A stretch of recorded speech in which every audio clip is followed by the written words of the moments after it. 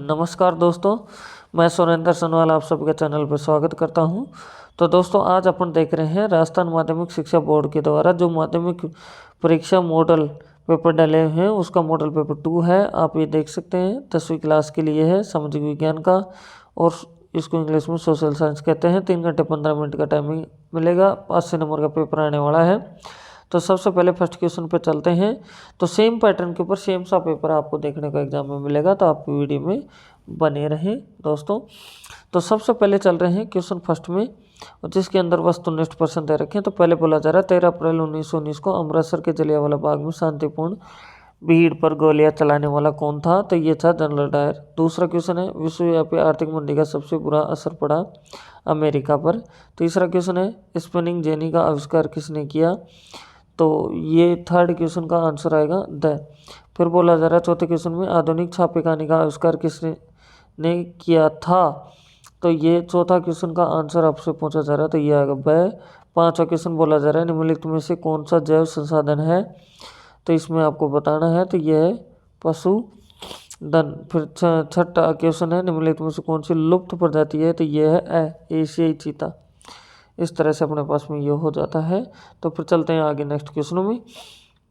दोस्तों सातवां क्वेश्चन में आपको दे रखा है कि विश्व में पटसन एवं पटसन निर्मित माल का सबसे बड़ा उत्पादक देश है। तो दोस्तों ये आप खुद बताना कौन सा है, लेकिन मैं हिंट बता देता हूँ, इसमें और इसमें से कोई एक आंसर होगा। आप ध्यान से देख के आप मेरे को आंसर बताएंगे कमेंट बॉक्स में।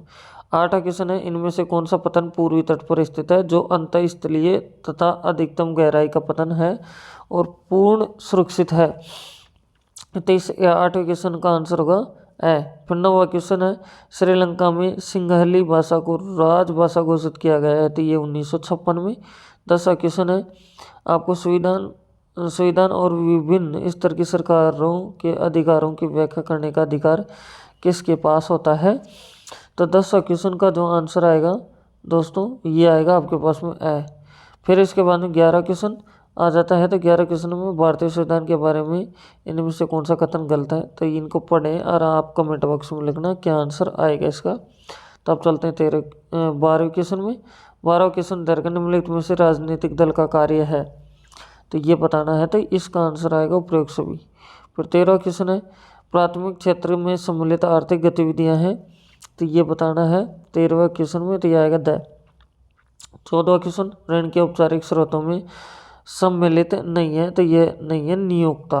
फिर 15 क्वेश्चन वैश्वीकरण ने जीवन स्तर के सुधारों में सहायता पहुंचाई है, तो ये अपन को 15 क्वेश्चन का आंसर देना है, तो ये है ब।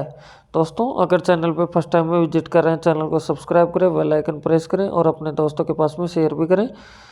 और अब देखते हैं सेकंड क्वेश्चन जिसमें रिक्त स्थान भरने हैं अपन को। तो पहला क्वेश्चन आपको दे रखा है, इसमें कि औद्योगिकीकरण का इतिहास की कहानी के रूप में हमारे सामने आता है, तो ये एक महत्वपूर्ण यह आएगा एक महत्वपूर्ण की कहानी के रूप में आता है। फिर दूसरा क्वेश्चन है चीनी बौद्ध प्रचारक ईस्वी के आसपास छपाई की तकनीक लेकर जापान आए, तो इसका आंसर आएगा 768 से 770 ईस्वी में। फिर थर्ड क्वेश्चन है हमारे देश में, फिर यहाँ से ब्लैंक है, के शासनकाल में बड़े पैमाने पर बांध झील का निर्माण कराया गया, तो ये चंद्रगुप्त मौर्य। चौथा क्वेश्चन है राजनीतिक दल देश के, फिर ब्लैंक है, निर्माण में निर्णायक भूमिका निभाते हैं, तो इसका आएगा चौथा क्वेश्चन का कानून निर्माण में निर्णायक भूमिका निभाते हैं कौन? राजनीतिक दल देश। फिर 5वां क्वेश्चन है फिर ब्लैंक है यहाँ से, तो यहाँ आएगा लोकतंत्र व्यवस्था में शासन की अंतिम शक्ति जनता के हाथों में होती है। छठा क्वेश्चन में दो देशों की तुलना करने के लिए, फिर यहाँ ब्लैंक है, क्या उपयुक्त है? तो कुल आय।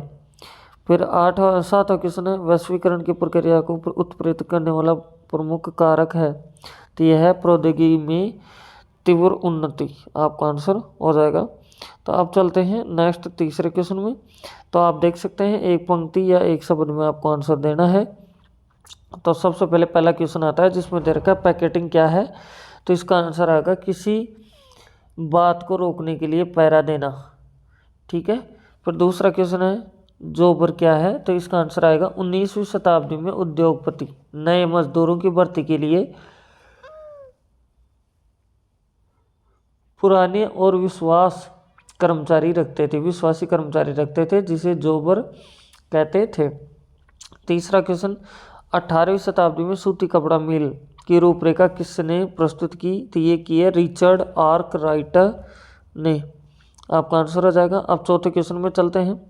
तो इसमें आपको दे रखा है विश्व की बेहतरीन वन्य जीव परियोजना में से एक परियोजना का नाम बताइए।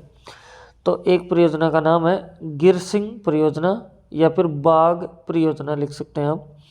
पांचवा क्वेश्चन है जल प्रदूषण से मानव पर क्या प्रभाव पड़ते हैं, संक्षेप में लिखिए। तो इसका आंसर आएगा अतिसार, त्वचा संबंधित रोग, श्वास की समस्याएं आदि हो जाते हैं। फिर छठा क्वेश्चन है आपके पास में सत्ता की साझेदारी के पक्ष में कोई एक तर्क लिखिए। तो इसका आंसर होगा विभिन्न समुदायों के बीच टकराव को कम करती है। सातवां क्वेश्चन शहरीकरण से आप क्या समझते हैं? तो इसका आंसर आएगा किसी राष्ट्र की जनसंख्या का बढ़ता हुआ आकार जब शहर की तरफ निवास के लिए जमा हो जाता है उसे नगरीकरण मतलब शहरीकरण कहते हैं। फिर अपने पास में है आठवां क्वेश्चन, बोला जा रहा है राजनीतिक दल के कोई दो कार्य लिखिए। तो इसमें आएगा नीतियाँ एवं कार्यक्रम तय करना, दूसरा होगा लोकतंत्र का निर्माण। नौवां क्वेश्चन है बेरोजगारी की परिभाषा कीजिए। तो इसका आंसर आएगा वह स्थिति जिसमें कोई व्यक्ति प्रचलित बाजार मजदूरी दर पर काम करने के लिए तैयार होता है लेकिन उसे काम नहीं मिलता है। 10वां क्वेश्चन में दे रखा है बहुराष्ट्रीय कंपनियों द्वारा किया गया निवेश क्या कहलाता है? तो इसका आंसर आएगा विदेशी निवेश।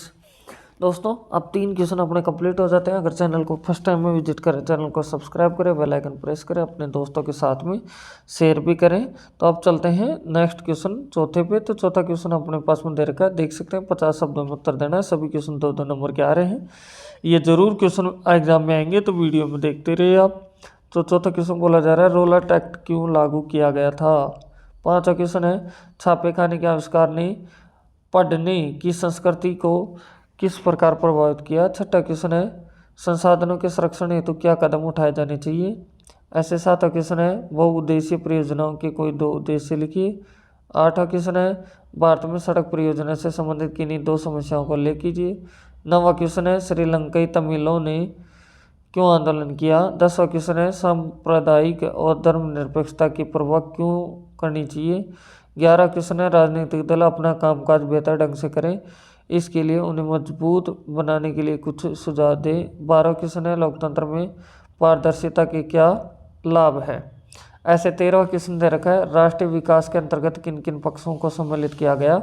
14वां क्वेश्चन है वैश्वीकरण से आप क्या समझते हैं? 15वां क्वेश्चन में उपभोक्ता संरक्षण अधिनियम की आवश्यकता क्यों अनुभव हुई? यह आपसे दे रखा है।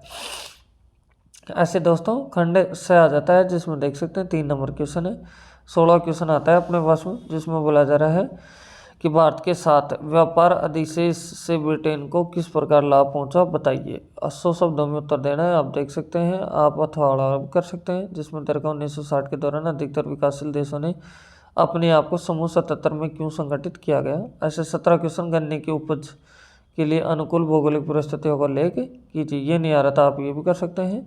18 क्वेश्चन में है आपके पास में संघ सूची और राज्य सूची में अंतर बताइए। ये आपसे दे रखा है, ये नहीं आ रहा था आप ये कर सकते हैं। भाषाई राज्यों के गठन के प्रमुख कारणों का वर्णन कीजिए। दोस्तों अब 19वां क्वेश्चन आपके सामने आता है जिसमें आपको दे रखा है संगठित एवं असंगठित क्षेत्रों में विद्यमान रोजगार परिस्थितियों की तुलना कीजिए। ये नहीं कर सकते तो आप ये कर सकते हैं। अर्थव्यवस्था में गतिविधियाँ रोजगार की परिस्थितियों के आधार पर कैसे वर्गीकृत की जाती हैं। दोस्तों अब चलते हैं दोस्तों यहाँ से खंड द में। तो 20वां क्वेश्चन आ जाता है। आपको देख सकते हैं 200 से 250 शब्दों में आपको उत्तर देना है। 4 नंबर के क्वेश्चन आ रहे हैं।